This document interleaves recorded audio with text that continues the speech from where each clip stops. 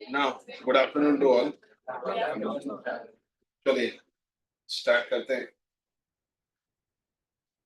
ध्यान देना सब लोग।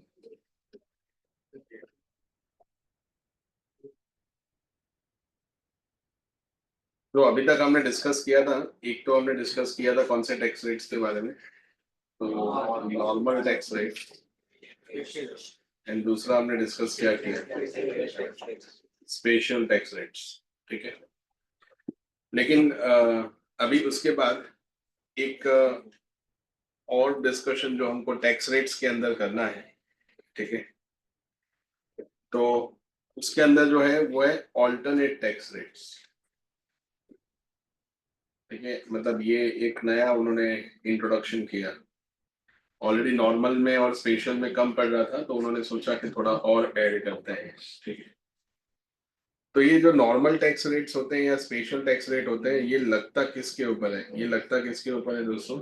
तो जो हम लोग क्या कैलकुलेट करते हैं, टोटल इनकम कैलकुलेट करते हैं, उसके ऊपर लगता है। तो अगर मैं टोटल इनकम की बात करूं, तो टोटल इनकम में कितने हेड्स ऑफ इनकम आते हैं? तो वो आते हैं 5 हेड्स। ठीक है ना? तो 5 हेड्स में आपको बताया क्या, एक सैलरी बताया था, फिर हाउस प्रॉपर्टी, फिर एक आपको बताया था PDP, then capital and IFRS. ये पांचों का जब आप टोटल करते हो तब आपको टोटल इनकम नहीं मिलती है, तब आपको कौन सी इनकम मिलती है? ग्रॉस टोटल मिलता है। ठीक है, तो ग्रॉस टोटल इनकम होता है। इसमें से दोस्तों आपको एडजस्टमेंट करने होते हैं। ठीक है, तो एक तो होता है जिसको हम बोलते हैं क्लबिंग ऑफ इनकम। क्या कहा जाता है? Clubbing of income. एक चैप्टर आता है, क्लबिंग करके चैप्टर आता है।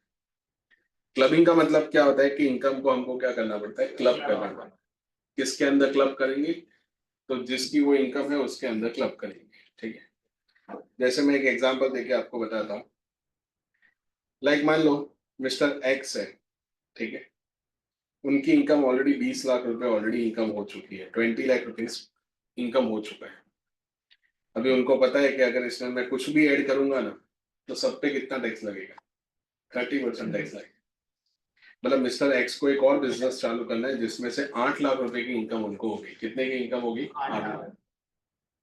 मिस्टर एक्स को स्टार्ट करना है, ठीक है, इनकम मतलब बिजनेस स्टार्ट करे, उसमें 8 लाख का क्या होने वाला है, इनकम होने वाला है। तभी ये एक्स्ट्रा 8 लाख कमाओगे उस पर तो 30% देने का ही है, ठीक है। तो यहाँ पे टैक्स कितना देना पड़ेगा, उस 8 लाख पे 2,40,000 टैक्स देना पड़ेगा। अग्री करते हो कि नहीं, ठीक। पर अभी मिस्टर एक्स ने क्या किया बताए, ये जो 8 लाख रुपए का बिजनेस था ना, या 8 लाख रुपए का जो प्रॉपर्टी इनकम था, उन्होंने ना क्या किया बताए, ये बिजनेस किसके नाम से चालू किया, तो ये बिजनेस चालू किसके नाम से किया, मिसेस एक्स के नाम से किया। समझ रहे हो मैं क्या बोल रहा हूँ ना, बिजनेस किसका है, मिस्टर एक्स का, पर नाम किसका है, मिसेस एक्स। मतलब एक प्रॉपर्टी लेनी है जिसमें से 8 लाख का रेंटल इनकम ही होने वाला है। तो उन्होंने क्या किया, बोले काम करते हैं प्रॉपर्टी किसके नाम पे खरीदते हैं, मिसेस एक्स। तो इससे दो फायदे होंगे, मिसेस एक्स का मूड भी ठीक रहेगा, प्रॉपर्टी उनके नाम पे है, प्लस टैक्स में भी क्या होगा, फायदा होगा। मतलब एक तीर से दो निशान लगेंगे ना। समझ में आ गया मैं क्या बोल रहा हूँ। तो अभी मिसेस एक्स की इनकम जो है ना, मिसेस एक्स की इनकम है बट 1 लाख रुपए ही है। तो अभी होगा क्या, ये 1 लाख रुपए मैं यहाँ पे ऐड कर दूंगा 8 लाख रुपए, तो यहाँ पे तो टैक्स 9 लाख पे गिनना पड़ेगा। तो जो स्लैब का बेनिफिट मिस्टर एक्स को मिल रहा था वो मिसेस एक्स को मिलेगा अभी। तो वो 8 लाख रुपए क्या होगा, अलग रेट से होंगे। पर अगर वही इनकम किसके हाथ में टैक्सेबल होती, मिस्टर एक्स के हाथ में, तो इनकम टैक्स कितना लगता, 30%। बट तुमने मिसेस एक्स के हाथ में लगाई तो क्या होगा, स्लैब लगेगा। मतलब वो 8 लाख में पहले 2.5 लाख तक तो कोई टैक्स लगेगा ही नहीं, फिर 5% लगेगा, और फिर कितना लगेगा, 20। बट अगर मान लो मैंने सिर्फ मिस्टर एक्स से टैक्स लिया होता तो सीधा 30 लाख जाता। तो हो गया ना, टैक्स का क्या हो गया, प्लानिंग हो गया। इनकम टैक्स वाले बोले देखो हम एक बार उल्लू बनते हैं, दूसरी बार हम सीधा सेक्शन बनाएंगे और इस इनकम को हम किसके हाथ में क्लब करेंगे। ये इनकम किसको बिलोंग करती है, मिसेस एक्स के पास कहाँ से पैसे आए वो प्रॉपर्टी लेने के, मिस्टर एक्स है ना। तो वर्चुअली ओनर कौन है, mister x. On paper owner Mrs x हो या कोई और हो हमको नहीं फर्क पड़ता है, बट पैसा किसने लगाया, मिस्टर एक्स ने। तो ये इनकम किस में क्लब हो जाएगी, मिस्टर एक्स में। तो यहाँ पे जब आप टोटल करते हो तो क्लबिंग को भी क्या कर देना है, कंसिडर करना। मान लो तुमने फिक्स डिपॉजिट करवानी, 40 लाख की एफडी करवानी, तो 40 लाख का एफडी करवाओगे, 8-8.5% रिटर्न के हिसाब से मान लो 3.5 लाख रुपए तुम्हारा इंटरेस्ट इनकम हो रहा है। तुमने क्या किया बताया, एफडी खुद के नाम पे नहीं करवाई, किसके नाम पे करवाई, मिसेज एक्स के नाम पे, या फिर माइनर चाइल्ड के नाम पे करवाई। तो क्या होगा, वो इनकम किसके हाथ में होगी, उनके हाथ में टैक्सेबल होगी क्या। वो 3.5 लाख रुपए पे 30% टैक्स लगेगा ना, क्योंकि आपकी इनकम ऑलरेडी क्या हो चुकी है, एक लेवल को क्रॉस कर चुकी है। उसके बाद कितना टैक्स लगता है, 30%। तो आप अपनी इनकम को किसी और को शिफ्ट कर सकते हो, नहीं। और अगर करोगे तो कोई बात नहीं, हम उसको क्या करवा देंगे, आपकी इनकम में वापस क्या करवा देंगे, क्लब। इसलिए इसको कहा जाता है क्लबिंग ऑफ इनकम।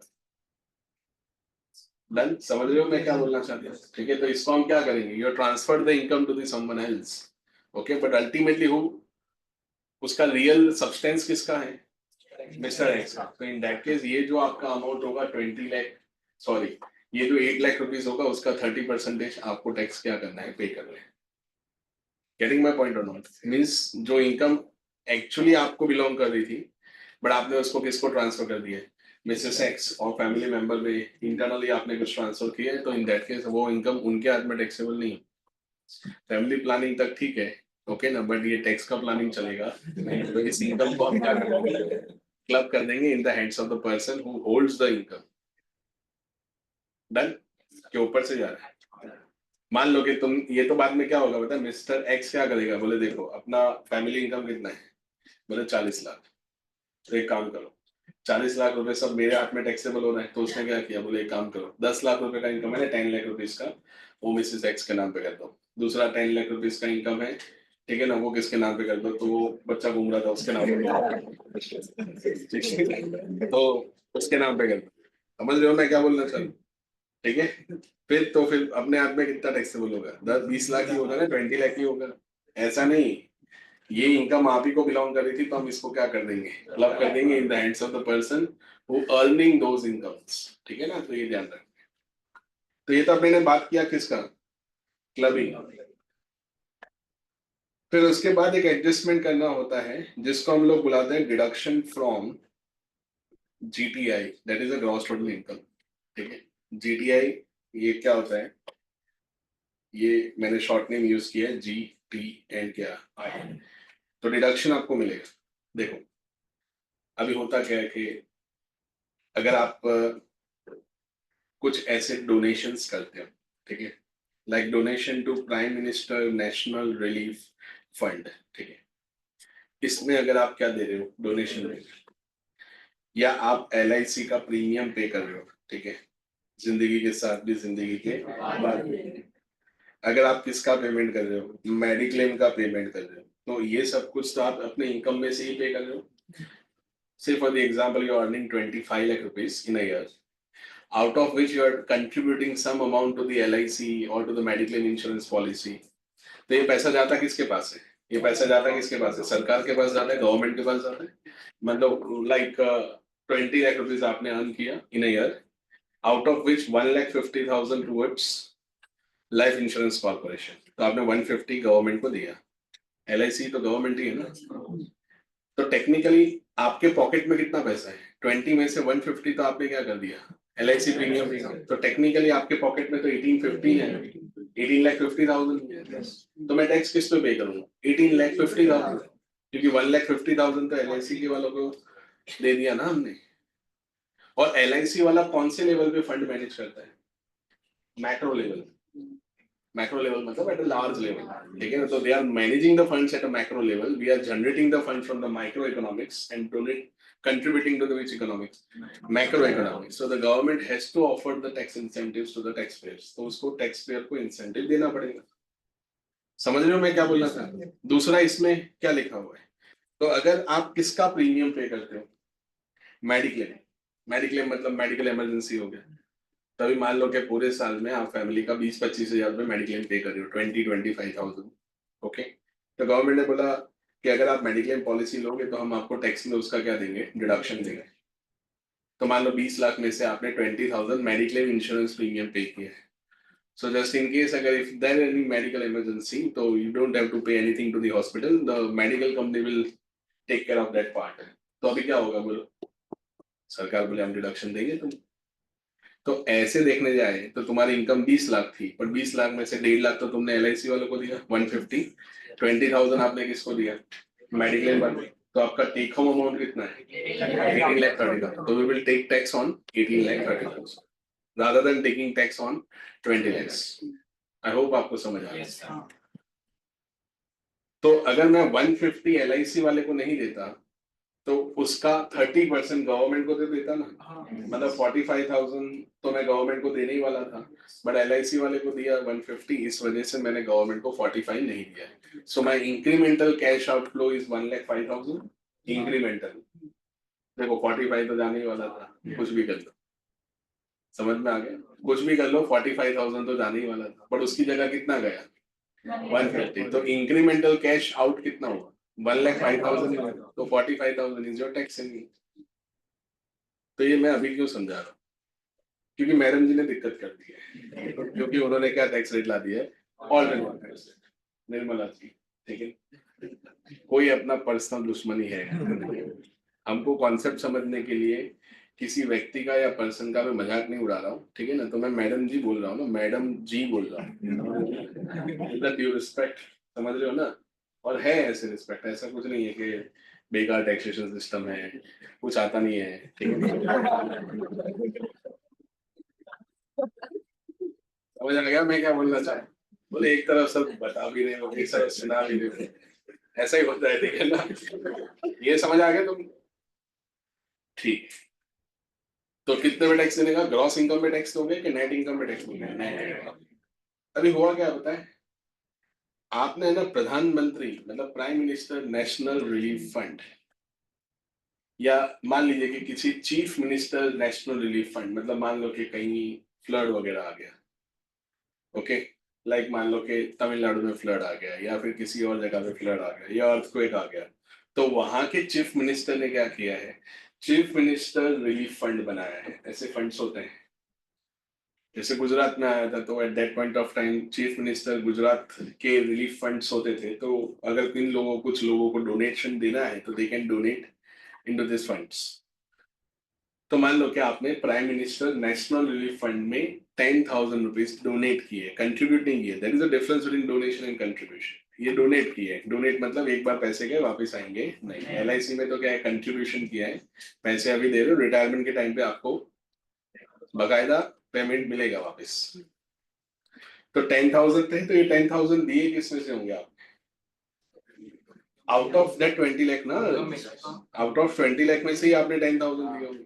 तो गवर्नमेंट ने बोला आप अच्छे इंसान हो, तो हम आपको इसका टैक्स में क्या देंगे, बेनिफिट।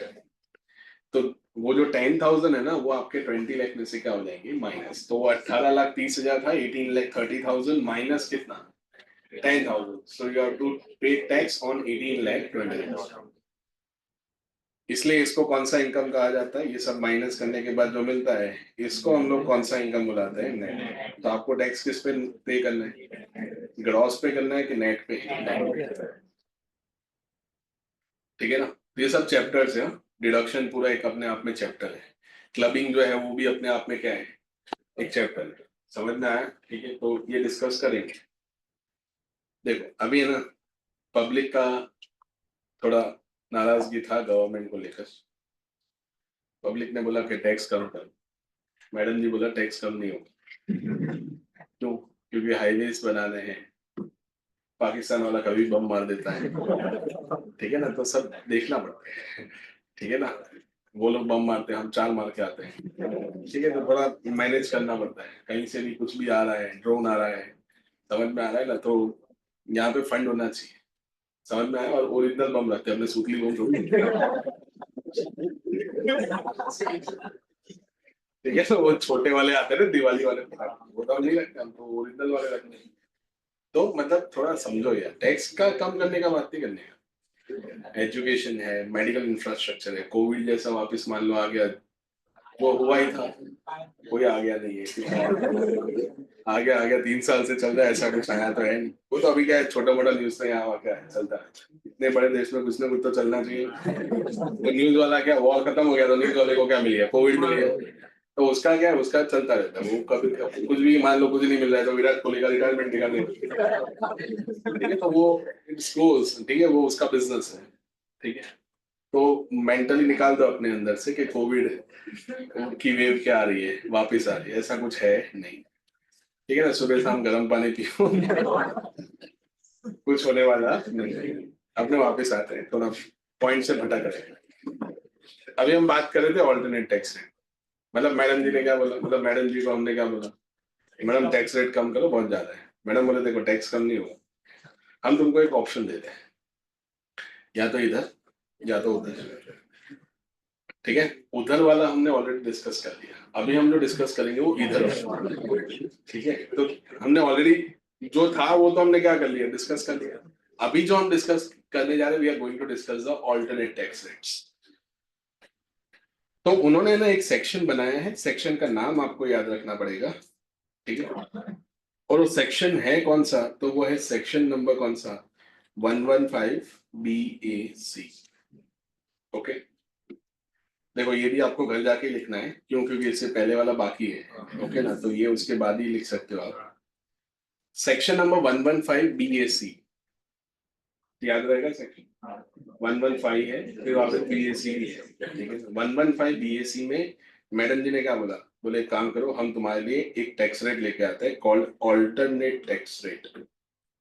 कौन से वाले tax rate, alternate tax rate, ठीक है। मतलब अगर आपको उसमें जाना है तो उसमें जाइए, इसमें आना है तो इसमें आइए, ठीक है। इसका मतलब हमको दोनों कैलकुलेट करना है, and we need to consult the tax payer that in whichever the case your tax liability जहां पे मिनिमम होगी ना, आपको वो वाला टैक्स पे करना है। मीन्स अगर आपका इस टैक्स के अंदर मान लो टैक्स आ रहा है 1 लाख रुपीज, ओके, और वहां पे आपका टैक्स आ रहा है 1,20,000 रुपीज, तो हम टैक्स पेयर को क्या कंसल्ट करेंगे कि आपको इस स्कीम में क्या पे करना है, टैक्स पे करना है। अभी ये जो है ना, ये दोस्तों कौन सी स्कीम हो चुकी है, मैडम जी ने इसको क्या डिक्लेयर कर दिया, डिफॉल्ट। मतलब बाय डिफॉल्ट आप किस में आओगे, इस स्कीम। इसका मतलब अगर आपको इस स्कीम में नहीं जाना है तो उसके लिए आपको क्या करना पड़ेगा, तो उसके लिए आपको क्या करना पड़ेगा, ऑप्ट आउट करना पड़ेगा। वो मैं धीरे धीरे समझा रहा हूँ, ठीक है, कोई प्रॉब्लम नहीं है। तो ऑल्टरनेट टैक्स रेट में क्या किया बताया, ऑल्टरनेट टैक्स रेट में दो पार्ट करते हैं। एक तो मैंने आपको मॉर्निंग में क्या बताया कि कौन से टैक्स रेट होते हैं, स्पेशल टैक्स। दोस्तों उसमें उन्होंने कोई चेंज नहीं की है, नो चेंज इन दैट, ठीक है, मतलब वो एज इट इज आपको इंटेक लेना है। कौन सा था special tax rate, 112A, 112,111A, याद होगा आपको। 112 में कितना था, विथ इंडेक्स 20, विदाउट इंडेक्स 12.5 था ना। 12, 112A में क्या था, 112A में कितना परसेंटेज था, 10% बिफोर 23 जुलाई, आफ्टर 12.5, याद है ना। ठीक है, वो घर जाके लिखोगे तो रिवीजन भी हो जाएगा। अभी ऑल्टरनेट में उन्होंने क्या किया होता है, ऑल्टरनेट में स्लैब रेट चेंज कर दिया, ठीक है, और एक ही स्लैब है। जैसे उधर तो क्या था बताए, नॉर्मल के लिए अलग, सीनियर सिटीजन के लिए अलग, सुपर सीनियर सिटीजन के लिए अलग। यहाँ पे ऐसा कुछ नहीं, कोई सिटीजन विटीजन का, सुपर सीनियर सिटीजन का बेनिफिट मिलेगा नहीं, जो है वो एक ही है। समझ में आया? उधर क्या था, 250 तक कुछ नहीं था, अगर एज 60 ईयर है तो 3 लाख तक, 80 ईयर से ज्यादा है तो 5 लाख। इधर ऐसा कुछ बेनिफिट है, तो यहाँ पे थोड़ा स्लैब अलग सा है, ठीक है, समझ। तो उन्होंने ऐसा बोला, अप टू 3 लाख तक, अप टू 3 लाख तक हम आपके ऊपर कोई टैक्स नहीं लगाएंगे, मतलब अप टू 3 लाख तक कोई टैक्स लगेगा नहीं। देन अगर आपका इनकम 3 लाख से लेकर कहाँ तक, 7, वहां पे 2.5 लाख था, यहाँ पे कितना है, 3 लाख। वहां पे 250 से कितना था, 5, 250 से 5 लाख कितना था, 5%, ओके ना। यहाँ पे कितना, 3 लाख टू 7 लाख, तो 3 लाख टू 7 लाख कितना होगा, 5%। वहां पे 5 लाख से अबव कितना था, 20, यहाँ पे 7 लाख तक ही कितना है, 5%, ठीक है। फिर उसके बाद उन्होंने बोला 7 लाख से कहाँ तक, 10 लाख, उसके ऊपर हम कितना लगाएंगे, 10%। फिर अगर आपका इनकम 10 लाख से लेकर कहाँ तक होगा, 12, तो हम कितना लगाएंगे, 15%। अगर इनकम 12 लाख टू कहाँ तक हुआ, 15 लाख, तो कितना लगेगा, 20%। ये समझ जाओगे, लैक्स लिखेंगे एल। एंड अगर आपका इनकम अबव कितना हुआ, 15 लाख, तो फिर वो सीधा 30% पे शिफ्ट हो जाएगा। ये टैक्स रेट है जो आपको ध्यान रखना है। ये ऑल्टरनेट टैक्स रेट्स है। पर उन्होंने क्या बोला पता है, उन्होंने ऐसा बोला कि अगर आपको इस स्कीम में आना है कोई प्रॉब्लम नहीं, बट इस स्कीम में भी है ना एक स्कीम है, क्या है समझ आ गया होगा आपको, इस स्कीम में आना भी क्या है, एक स्कीम है। मतलब अभी उसको अगर मैं सिंपल लैंग्वेज में जानता हूँ तो स्कैम है, क्या है, स्कैम। मतलब गवर्नमेंट ने बाटली में उतारने का ट्राई किया, बोले तुमको इसमें आना है ना, कोई बात नहीं, बट हम आपको इस स्कीम में आने से पहले जो जो बेनिफिट्स हमने आपको दिए थे ना, वो वापस दो। क्या दो वापस, मतलब वो मैंने थोड़ी देर पहले नहीं बताया, 20 लाख इनकम था, 20 लैक्स, आउट ऑफ विच 1,50,000 आपने LIC वाले को दिए, 20,000 आपने मेडिक्लेम में दिए, 10,000 रुपीज आपने donation to prime minister national relief fund, वो बंद, वो नहीं लेंगे। मतलब अभी हम टैक्स किस पे लेंगे, 18,20,000 पे नहीं लेंगे, हम 20 लाख पे लेंगे। समझ आ गया। मतलब उन्होंने बोला हम टैक्स रेट कम कर देंगे, पर जो जो बेनिफिट्स हमने आपको दिए थे हम वो वापस क्या कर देंगे, रिवोक कर देंगे। समझ रहे हो ना, मतलब विड्रॉ कर देंगे। You are not suppose to take the any benefits if you wish to pay tax under which section 115 BS। It means if you want to take the benefit then you have to opt out. मतलब आपको क्या करना पड़ेगा, opt out करना पड़ेगा, तो जाके उस स्कीम में आपको क्या मिलेगा, बेनिफिट क्लेम करने को मिलेगा। आई होप आपको समझ आ रहा है। बोले सर फिक्स रखो ना, एक ही स्कीम रखो, या तो वो वाला रखो जो मॉर्निंग में हो, या तो ये वाला रखो। अभी से फॉर द एग्जांपल आपके पास क्लाइंट आया तो उसको ऐसा बोलोगे सर फिक्स रखो ना, ऐसा नहीं होता है ना, उसको तो आपको सब समझाना पड़ेगा। ठीक है, ये समझ आ गया तुमको? ठीक है, तो ये मैं क्या कहना चाहता हूँ, ये जो सारे बेनिफिट्स है ये क्या है, ये सारे बेनिफिट्स क्या है, विदाउट डिडक्शंस। ठीक है ना, कोई भी डिडक्शंस बिना आपको क्या करना है, इस स्कीम के अंदर क्या पे करना है, tax. So you need to figure out के कौन सा वाला स्कीम आपके लिए बेनिफिट रहेगा। तभी एग्जाम में वो लोग क्या करते हैं, एग्जाम में आपको दोनों स्कीम करना, मतलब एक आपको कौन सा वाला, जो ओल्ड वाला था वो, और एक कौन सा वाला new scheme, that is 115 BSc.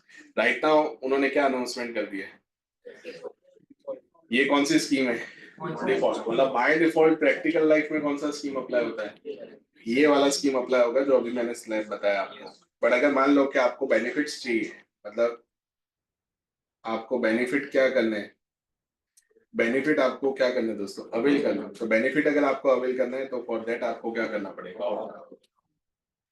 तो अगर टैक्स पेयर ने ऑप्ट आउट किया तो कौन सा वाला स्लैब लगेगा दोस्तों, ओल्ड वाला, मतलब जो हमने वो 255 lakh 5 to 10, then above 10 lakh होगा तो कितना 30%, वो हमको कंसिडर करना है। समझ आ गया? ये था किसके लिए, इंडिविजुअल के लिए, जिसके अंदर हमको क्या करना है, टैक्स के कैलकुलेशंस को चेंज करना है।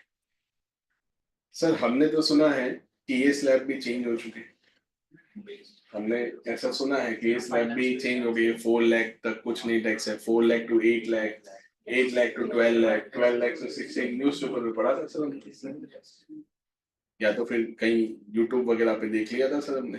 ठीक है, या फिर कहीं व्हाट्सएप पे आ गया था। तो दोस्तों वो जो स्लैब है ना, that is for the finance act 2025 which is not applicable for your examination. ठीक है, आपके एग्जाम के लिए तो कौन सा फाइनेंस एक्ट एप्लीकेबल है। सो बाय, मान लो कि बाय चांस जून 26 में एग्जाम देना पड़ा, ठीक है ना, तो मैं नहीं चाहता हूँ कि देना पड़े, दिसंबर 25 में देके आप ग्रुप 1 कंप्लीट करो और दोनों ग्रुप कंप्लीट करो। पर जून 26 में आया तो ये पूरा स्लैब चेंज हो जाएगा। ओके, इतना लेके चलना पड़ता है, समझ रहे हो ना, प्रोफेशनल कोर्स कर रहे हो तो ये कोलेट्रल डैमेजेस होते हैं जो हर 6 महीने में क्या होते हैं, चेंज होते हैं, तो you have to bear those consequences. Comfortable? और ऊपर से आ गया ना तुमको समझ? ठीक है, तो ये तुमको ध्यान, क्लियर? देखो हमको भी क्या होता है, प्रॉब्लम होता है, जैसे मैं इन लाइक कल ही May 26 करके सीए इंटर का बैच था, May 26 I am taking lecture, तो पहले है ना क्या बैच का शक्ल देखना पड़ता है कि इनको क्या पढ़ाने का है। तो उनको मैं फाइनेंस एक्ट 24 नहीं पढ़ा सकता हूँ, क्यों? क्योंकि May 26 से मतलब क्या, मार्च 26 खत्म हो गया ना, तो उनके लिए पूरा प्रीवियस ईयर क्या हो जाता है, बदल जाता है। तो उनके लिए तो 25-26 होगा ना, तो उनको कौन सा फाइनेंस एक्ट पढ़ाना, 25 पढ़ाना। समझ में आ गया?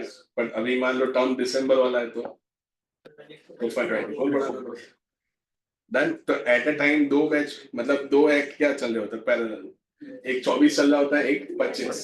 बट मान लो दिक्कत हो गया, 25 वाले को 24 पढ़ा दिया, 24 तो सिस्टम पूरा हैंग हो जाएगा ना। 24 वाले को क्या बता दिया, 25 वाले को गलती से क्या बता दिया, 20, तो दिक्कत हो जाएगी ना यार, पूरा टैक्स का कैलकुलेशन क्या होगा, चेंज हो जाएगा। ठीक है, मैं 3 तक मैनेज कर सकता हूँ, 3 फाइनेंस एक्ट एक साथ पैरेलली क्या हो सकते हैं, मैनेज हो सकते हैं। 4 तो आएंगे नहीं, प्रैक्टिकली नॉट पॉसिबल, तो 3 फाइनेंस एक्ट को पैरेलली अपने क्या कर सकते हैं, मैनेज कर सकते हैं। ठीक है, पर ये तुम लोग आपके लिए ये वाला रेट है। मैंने क्यों ऐसा बताया, तो सर हमको मालूम है आने नहीं वाला एग्जाम में, तो बताया क्यों तुमने, रीजन क्या है कि आप जब कोई न्यूज़पेपर वगैरह पढ़ते हो या आर्टिकल पढ़ते हो तो वहां पे जो स्लैब दिया होगा वो कौन सा होगा, आपके एग्जाम वाला नहीं होगा, वो लेटेस्ट वाला उन्होंने दिया होगा, जो फाइनेंस एक्ट कौन सा होगा 25। कंफ्यूज मत होइएगा। ओके, समझ आ गया तुमको? ठीक है, सो ये ध्यान रखो। अभी जो मैं बताने जा रहा हूँ वो किन लोगों के लिए, कॉर्पोरेट के लिए, मीन्स ये किन के लिए था दोस्तों, ये हमने जो डिस्कस किया ये था किन लोगों के लिए, इंडिविजुअल। ठीक है, अभी जो हम डिस्कस करने जा रहे हैं दैट इज फॉर किसके लिए, कॉर्पोरेट्स के लिए। तो द कॉर्पोरेट टैक्स पेयर जो होते हैं उनको कितना टैक्स देना पड़ेगा, तो कॉर्पोरेट के लिए भी वो लोग ऑल्टरनेट लेके आए, मतलब ये जो हम डिस्कस करने जा रहे हैं ये कौन सा वाला टैक्स, कॉर्पोरेट के। तो कॉर्पोरेट के लिए दो सेक्शन है। एक है दोस्तों, फिर अपने क्वेश्चन करते हैं, ठीक है ना, ज्यादा प्रोविजन का लोड नहीं दूंगा मैं, नहीं तो प्रॉब्लम होगा। सेक्शन नंबर है 115 बी डबल ए। कौन सा है? B double A. 115 की सीरीज बहुत लंबी है, ठीक है। मतलब इनकम टैक्स में सबसे बड़ा सीरीज किसका है? 115। अकेला जो 115 है ना, अकेला 115 इंटर और फाइनल को अगर मैं मिला दूं तो अकेला 115 192 सेक्शंस को कैरी करता है। कितने सेक्शन? 192। मतलब 115 A, 115 B double A, 115 B A B, ऐसे कितने सेक्शंस हैं? 190। दारोमन वो फाइनल में ज्यादा आता है। फाइनल में क्या, इंस्टीट्यूट पूरा ही नोट्स लेती है स्टूडेंट क्योंकि एक बार इंटर कंप्लीट करने के बाद तो क्या है, फाइनल उसके बाद तुम कोई भी एक्सपेरिमेंट करो क्या फर्क पड़ता है? क्यों? क्योंकि जाले तो वाला नहीं समझ में आया, वही रहेगा वो, ठीक है। तो 115 किसकी बात कर रहे हैं हम लोग? बी डब्ल्यू फॉर किसके लिए? ये कॉर्पोरेट के। तो कॉर्पोरेट वाले नाराज हो गए। कॉर्पोरेट वाले थोड़े मतलब ऐसा लगा, बोले सर आपने इंडिविजुअल के लिए इतना सब कुछ किया, हमारे लिए क्या? तो उन्होंने बोला बेटा करते हैं, रुको। They have that taken the steps for the corporate also. And उन्होंने क्या किया कि हमने इंडिविजुअल्स के लिए अगर मान लो कि टैक्सेस को गिराया है तो हम आपके लिए भी गिरा देते हैं। तो उन्होंने ना कॉर्पोरेट में, बताइए दोस्तों, डोमेस्टिक पे कितना परसेंट टैक्स था? 30% टैक्स था ना, 30%। If your turnover is less than 400 crore time 25%।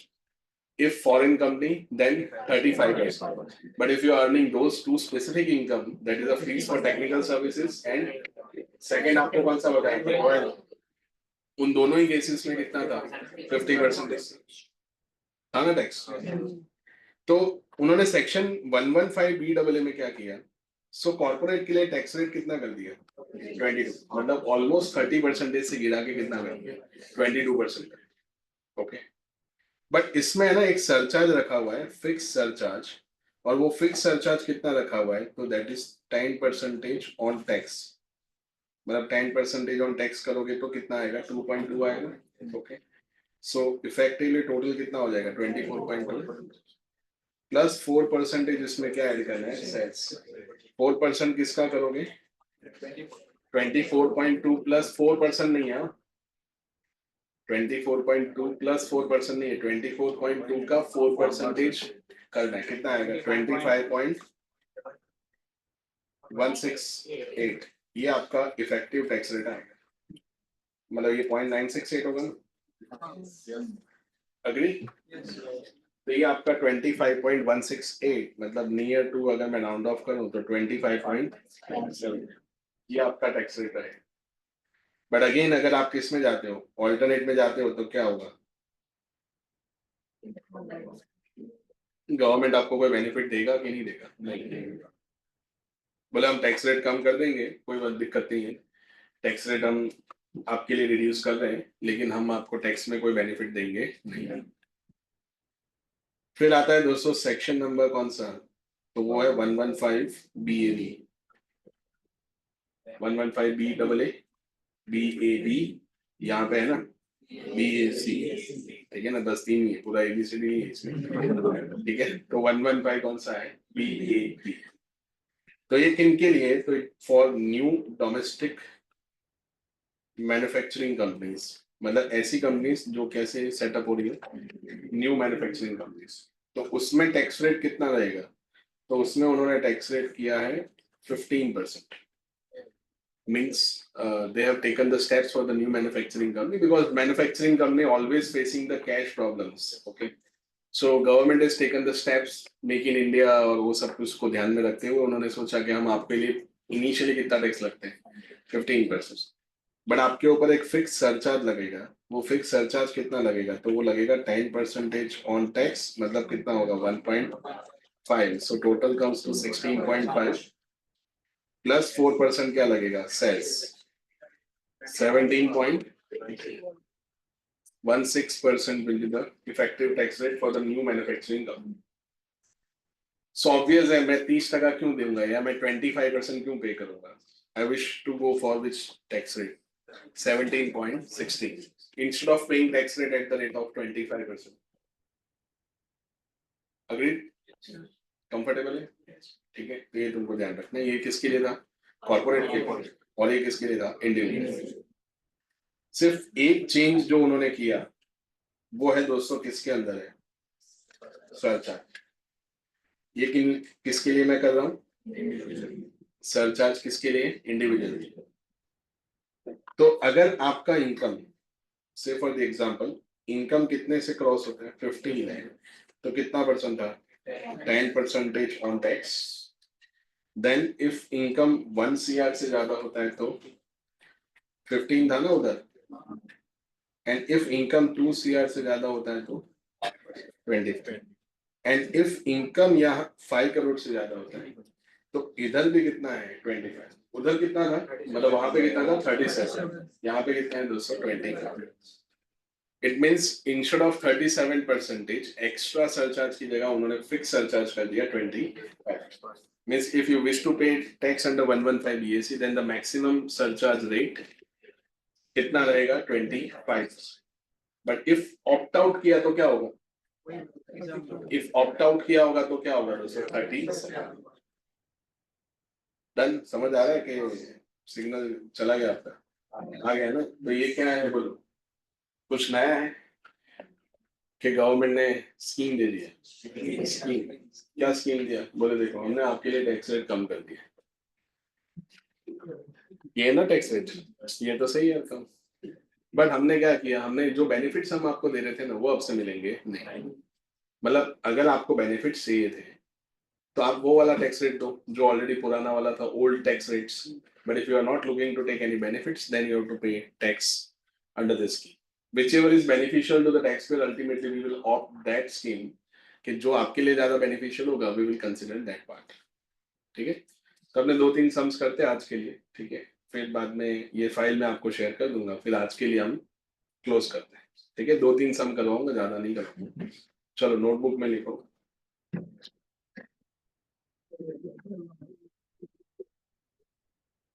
Notebook निकालिए और लिखिए।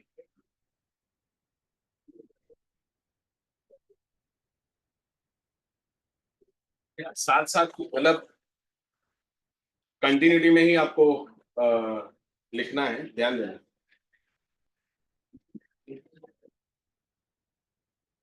Mister x 62 years each।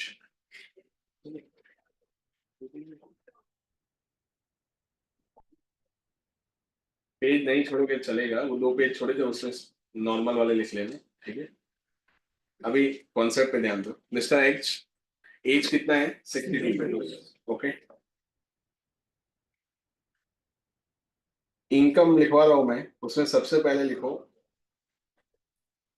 Salary income.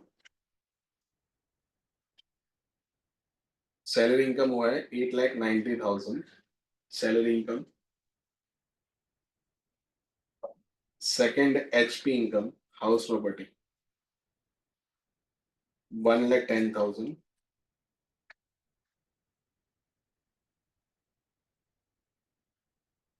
फिर लिखो capital gain.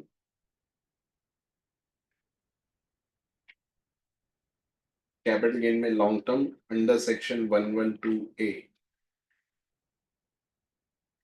Long term under section 112A।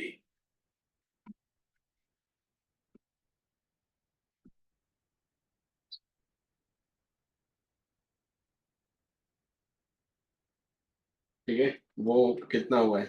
2 lakh.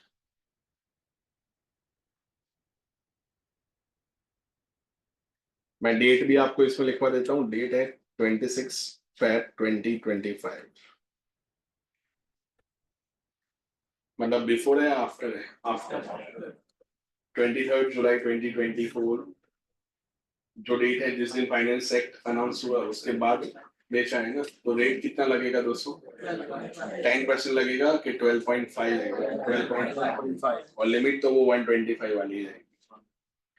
फिर capital gain under section 111A वो है 22 जून 2024। 22 जून 2024 इनकम हुआ है 3 lakhs।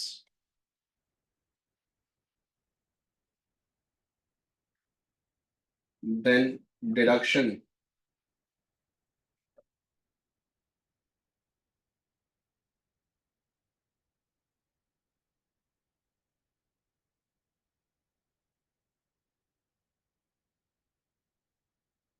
डिडक्शन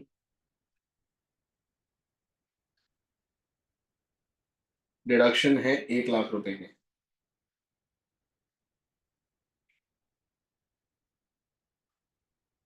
कितने के डिडक्शन है? 1 लाख।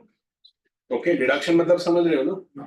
मतलब हम आपको, मतलब ये क्या करेंगे, प्लस नहीं करेंगे इसको, क्या करेंगे, माइनस। लास्ट में लिख दो find out tax liability under both options. Under, ऐसे लिखो, अंडर 115 BAC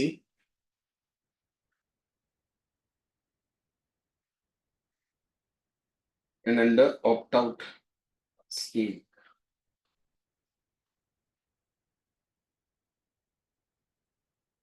ठीक है, कॉपी कर लो इसको, लिखिएगा पूरा, बाकी नहीं है ना?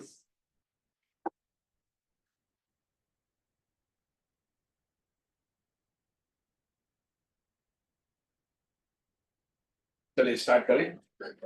नाउ ध्यान देना, हमको क्या करना है, दोनों ही स्कीम में क्या करना पड़ेगा, कैलकुलेशन। सो पहले हम कैलकुलेशन करते हैं किसके अंदर, ऑप्ट आउट के अंदर। मतलब टैक्स पेयर क्या कर रहा है दोस्तों, तो टैक्स पेयर कर क्या रहा है, तो वो ऑप्ट आउट कर रहा है, ठीक है। तो अगर वो ऑप्ट आउट करेगा तो क्या होगा, बेनिफिट्स देने पड़ेंगे ना। बेनिफिट्स अवेलेबल और not available, available means tax payer can take the benefit of reductions, other things जो अभी तक हमने लर्न नहीं की है, but he can avail the benefit of reduction. So first of all you have to find out the gross total income. आपको क्या find out करना पड़ेगा, ग्रॉस टोटल इनकम। सो ग्रॉस टोटल इनकम में सबसे पहले क्या होगा, सैलरी इनकम साथ साथ में लिखना है, ठीक है। सैलरी इनकम, फिर HP income 1,10,000, capital gain income, उसमें short term and long term.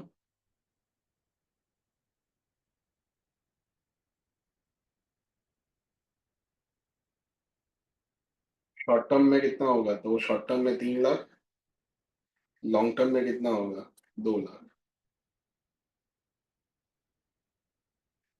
तो ये आपको मिल जाएगा क्या, शॉर्ट में लिखना GTI कितना है, 15 लाख। 15 लाख, ये आपका GTI हो गया। माइनस करो डिडक्शन अंडर, माइनस डिडक्शन लिखो, सिर्फ डिडक्शन कितना माइनस होगा, 1 लाख। मीन्स आपका टोटल इनकम कितना आया, तो वो आ गया 14 लाख। ये आपका टोटल इनकम होगा। Done, okay. अभी आपको इस पे क्या कैलकुलेट करना है, टैक्स। सो सिंपल, सी 14 लाख रुपीज है ना, उसके ऊपर आप स्ट्रेट अवे स्लैब नहीं लगा सकते। वाई, क्योंकि इसमें दो इनकम है ना, ये दो इनकम आप देखोगे तो नॉर्मल है, ये दोनों इनकम है वो कौन सा वाला है, स्पेशल है ना, स्पेशल। तो हमको क्या करना पड़ेगा, इस केस में जो नॉर्मल इनकम है ना, वो फाइंड आउट करते हैं। पहले मैं यहाँ पे क्या पुटअप कर देता हूँ दोस्त, तो यहाँ पे मैं पुटअप कर देता हूँ कौन सा वाला, स्पेशल। तो आपको ऐसे ही लिखना है, ठीक है। एग्जाम का एग्जाम में किस तरह से प्रेजेंटेशन करना है वो मैं बाद में बताऊंगा। अभी लिखो आप स्पेशल। तो स्पेशल में भी दो पार्ट होंगे ना दोस्तों, एक होगा कौन सा, लॉन्ग टर्म, एक होगा कौन सा, शॉर्ट टर्म। लॉन्ग टर्म कितना है बताओ, लॉन्ग टर्म कितना है, 2 लाख है ना, ओके। आउट ऑफ विच 1,25,000 का तो टैक्स लगता ही नहीं है। सो बैलेंस कितना बचेगा? 75,000। 75,000 का कितना परसेंट? 12.5। क्यों 12.5? आफ्टर है ना, 23 जुलाई के बाद बेचा है, तो कितना है वो? 9.7। 9375 डन।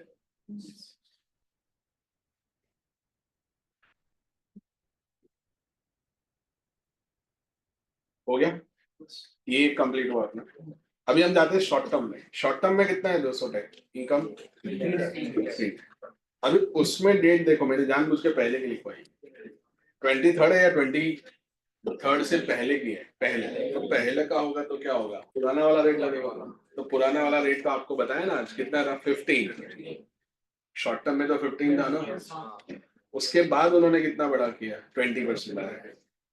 तो इसके ऊपर हम कितना परसेंट लगाएंगे? 15%। सो इफेक्टिव कितना होगा? 45,000 होगा।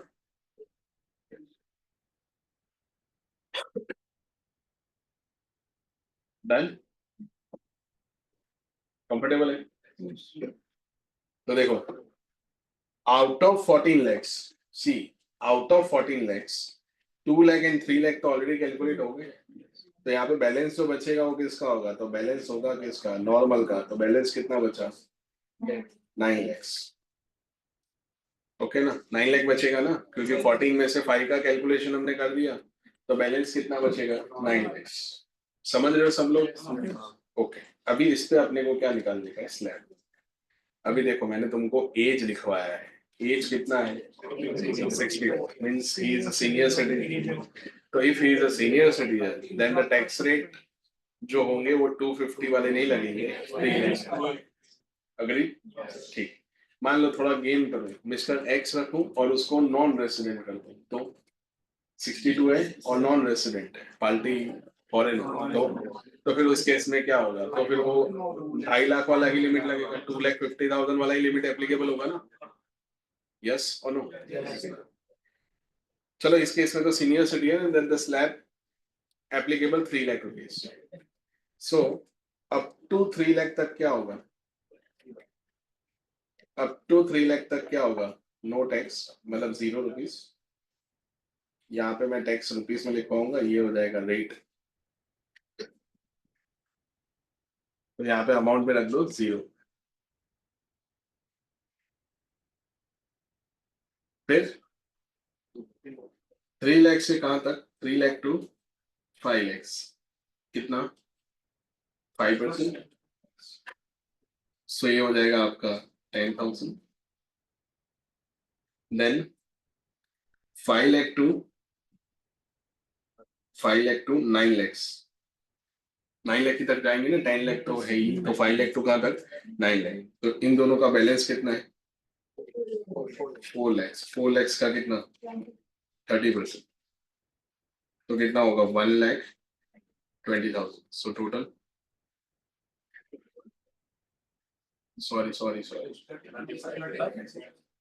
Sorry, my mistake. 20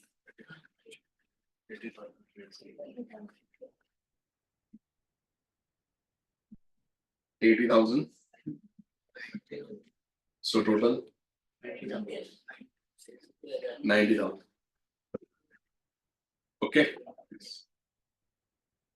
ये हो गया कैलकुलेट।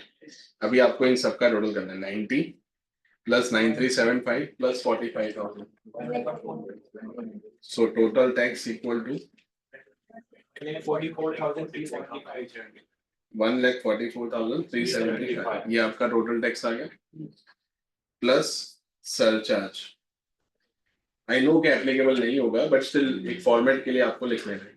सरचार्ज फिर डैश। ओके। क्यों एप्लीकेबल नहीं हुआ? रीजन क्या है कि इनकम 50 लाख से क्या है? कम है ना। देखो कैसे पता करना है कि 50 लाख से कम है? तो हमने यहाँ पे टोटल इनकम निकाला ना, ये लिमिट होता है। अगर ये इनकम कितने से ज्यादा होता, 50 लाख से ज्यादा होता, तो फिर उस केस में मैं सरचार्ज एप्लीकेबल करता, वो रेट अपने करेंगे सरचार्ज वाला। तो यहाँ पे सरचार्ज एप्लीकेबल नहीं होगा, तो डायरेक्ट 4% क्या कर दो? Cess 57 total 150 150 Yes.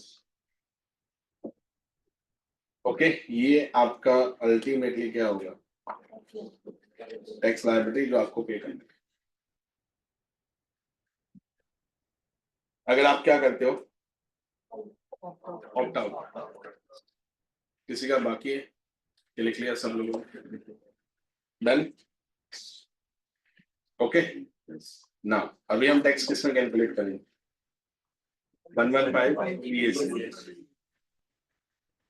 सो देखिए next tax liability under section 115 BAC क्या होगा देखना देखो स्पेशल तो क्या होगा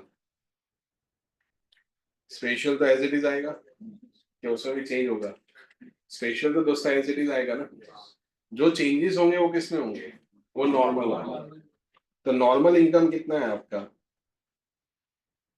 तो नॉर्मल इनकम आपने कैलकुलेट किया कितना है 9 मंथ्स ठीक है डन अभी कोई मत लिखो मैं टाइम दूंगा आपको लिखने के लिए ध्यान दो सो क्या होगा दोस्तों एक टेबल बनाते हैं ठीक है ये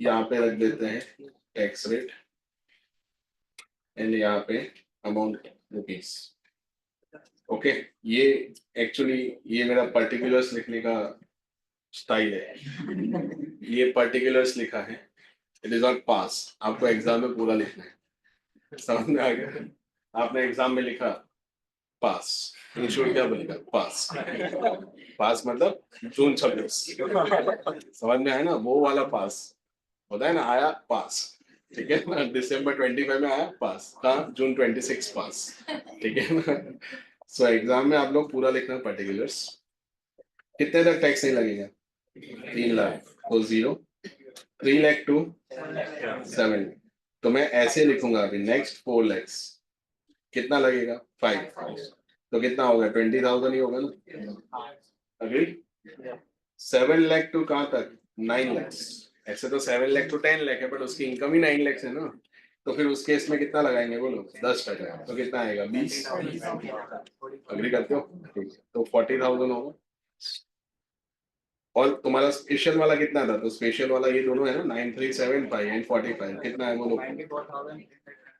94,375 ये मैंने क्या प्लस किया एक तो 9375 प्लस कितना 40 ठीक है प्लस इसमें भी क्या करेंगे हम लोग इसमें भी हम लोग सरचार्ज प्लस करेंगे बट हम लोग कंसिडर नहीं करेंगे ठीक है तो +4% क्या कंसिडर करेंगे कितना होगा 37 75 सो टोटल 98,000 एग्जैक्ट 98,150 ये आपका दोस्तों क्या होगा टैक्स लायबिलिटी डन तो क्या एडवाइस करोगे बोलो किस में जाना चाहिए 115 BAC में जाना चाहिए कि फिर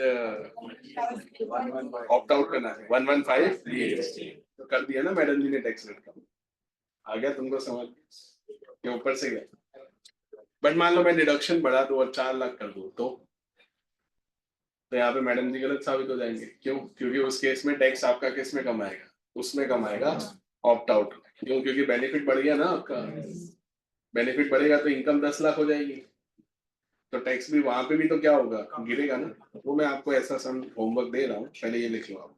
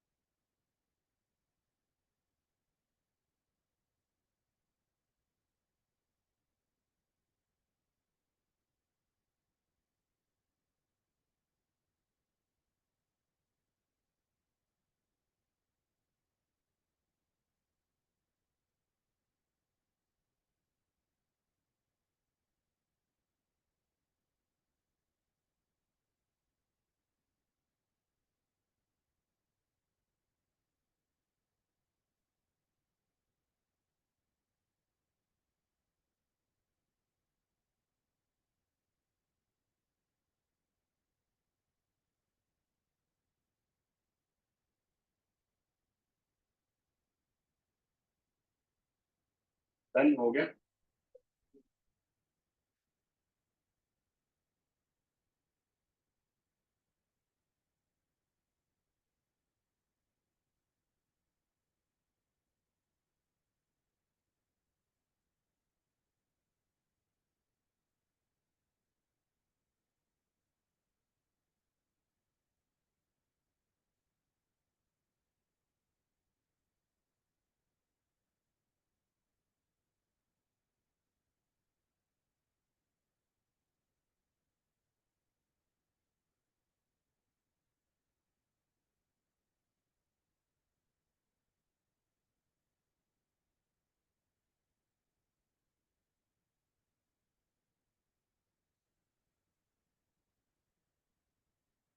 हो गया दोस्तों। तो अभी नीचे है ना, आपको यहाँ पे मैं लिखवा देता हूँ, लिखो कंक्लूजन।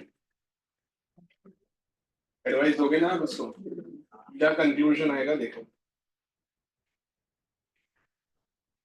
कंक्लूजन उसमें लिखो दोस्तों, it would be advisable, it would be advisable to mister X to pay tax under section 115 BAC, under section 115 BAC। Okay ना, बस इतना काफी है, BAC फिर फुल स्टॉप। क्योंकि टैक्स क्या आ रहा है कम, फिर आपको बताना नहीं कि कितना टैक्स कम आ रहा है, वो आपने एडवाइस ले लिया। ओके ना, ऑलरेडी आपने कैलकुलेट किया हुआ है। अभी एक होमवर्क क्वेश्चन लिखो, फिर अपने कंप्लीट करते session.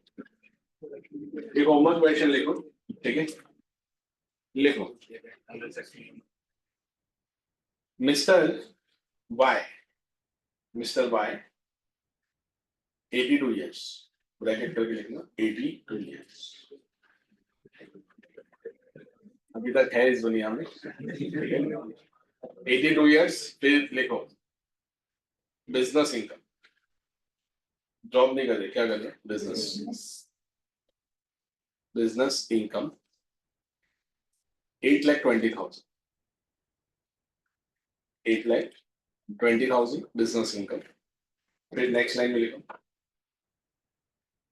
Property income, property income 3 lakhs। Then next line, अभी ना ऐसे लिखना है, मैं जैसे लिख रहा हूँ वैसे। टाइटल लिखो कैपिटल गेन, फिर उसमें नंबर 1।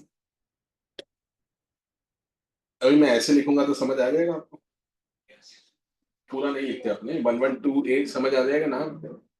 112A किसका है, लिस्टेड शेयर्स का, जो कौन से होते हैं, लॉन्ग टर्म, समझ रहे हो ना, ठीक है। 112A, okay. 23 दिसंबर 24, उसमें लिखो 6 lakhs, एंड 112A अगेन, ठीक है। 23 अप्रैल 2024, 1 lakh।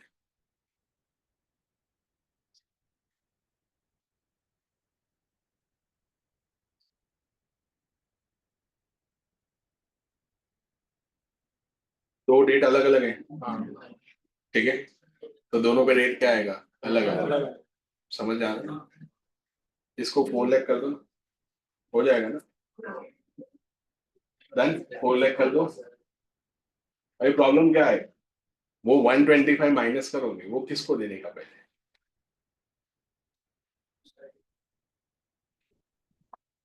टोटल आपका कैपिटल गेन इनकम कितना है, 10 लाख है, उसमें से मैं 125 माइनस करूंगा ना, no tax up to 1,25,000। Minister said that कि 1,25,000 तक कोई टैक्स लगेगा नहीं। बट क्वेश्चन इज दैट 1,25,000 में पहले किसके सामने यूज करूं, 4 लाख के सामने के 6 लाख के सामने, तो उसमें मिनिस्टर ने कुछ नहीं बोला, तो आपको फीफो मेथड अप्लाई करना। कौन सा method, means first in first out, so you have to apply 125 against 4 lakh. Then अगर बैलेंस फिर बचता है, जो बचता ही नहीं है, वो किसके सामने जाएगा, 6 लाख के सामने। तो 6 लाख के सामने तो कुछ बचा ही नहीं, तो 6 लाख पे सीधा कितना, 12.5। कुछ महानुभाव थे, एक्सपर्ट पैनल, उन्होंने क्या डिसाइड किया, बोले sir we will take 1,25,000 in ratio. Ratio मतलब 6:4, मतलब थोड़ा उधर दो थोड़ा इधर दो, दोनों में आपस में बांट के खाओ, मिल बांट के खाओ, फैमिली है। नहीं ऐसा नहीं, 125 पहले किसके सामने एडजस्ट हो जाएगा। गेटिंग माय पॉइंट और नहीं? तो सर आपने ये पहले क्वेश्चन में क्यों नहीं करवाया? क्योंकि ये होमवर्क में देना था इसलिए। नेक्स्ट नंबर 3, 111A, 111A समझ जाओगे ना। 23 दिसंबर 24, इसमें है 1,00,000। ओके ये कंप्लीट हो गया, फिर आ जाओ डिडक्शन। डिडक्शन डिडक्शन यहाँ पे है 4.5 लाख के। Find out tax liability under under both scheme या अंडर सेक्शन 115 BAC।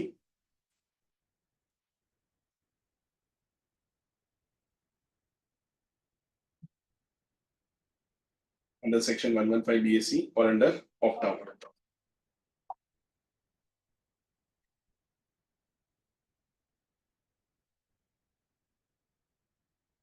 डन। ये आपको क्या घर से करके आना, ठीक है।